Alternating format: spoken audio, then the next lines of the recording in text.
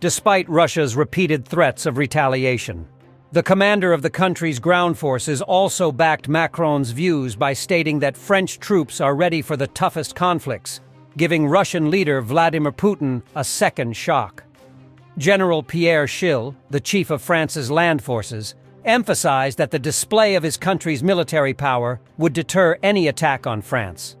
As part of the deterrent force, Pierre Schill said France could deploy a division of 20,000 troops within 30 days to operate as part of an allied coalition.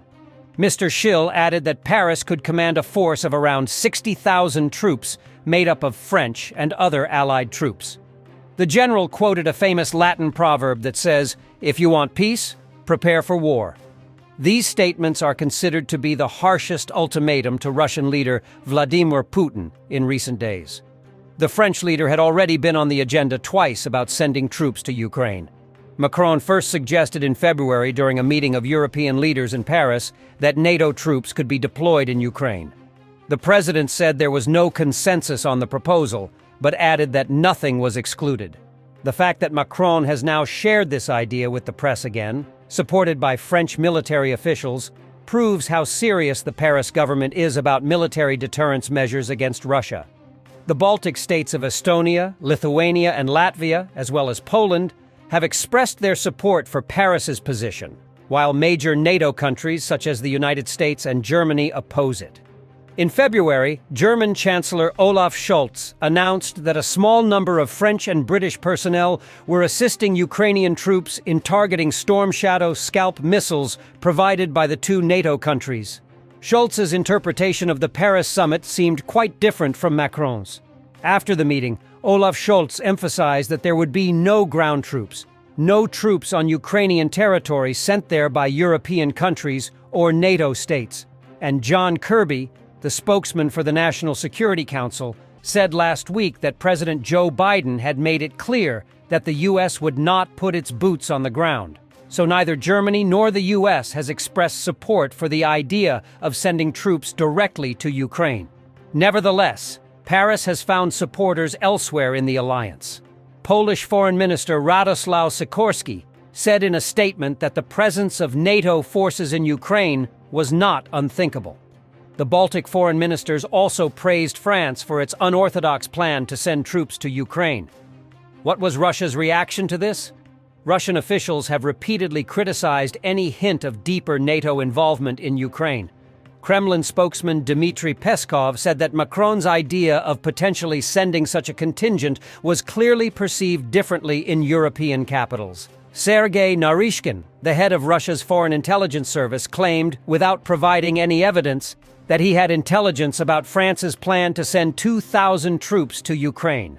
The spy chief stated that French forces would thus become a legitimate priority target for attacks by Russian armed forces.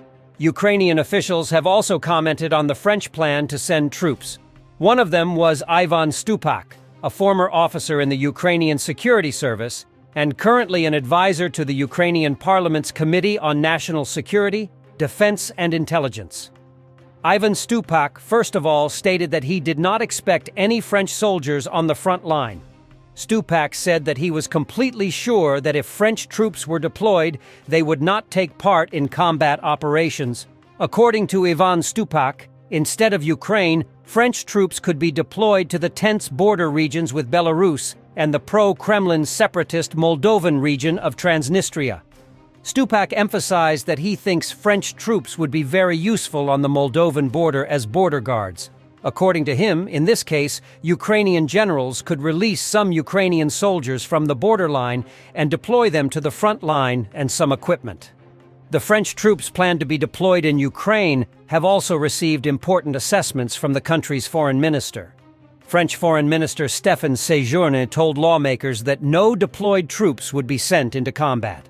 However, after the data on the location of French forces in Ukraine were published in the press, Stéphane Séjourné also shared details on this issue. Mr. Séjourné stated that the troops planned to be sent to Ukraine will respond to very specific needs. It is said that these needs include assisting the Ukrainian army, especially in areas such as demining and digital defense. Following the announcement by French Foreign Minister Stéphane Séjourné, Ivan Stupak, advisor to the Ukrainian National Security, Defense and Intelligence Committee, said that weapons repair teams, expert advisors, and other logistical support personnel would be welcomed. Ivan Stupak emphasized that they are in dire need of experts in such fields. The idea of France sending troops to Ukraine would certainly be an important support to Kiev. But putting French or any other allied NATO troops on the front line would also risk direct confrontation with Russian forces. Even in key cities close to the front line, such as Kharkiv, Dnipro, Zaporizhzhia, Kherson, and Odessa, there is a constant danger of Russian artillery and missile attacks. But Ivan Stupak, an advisor to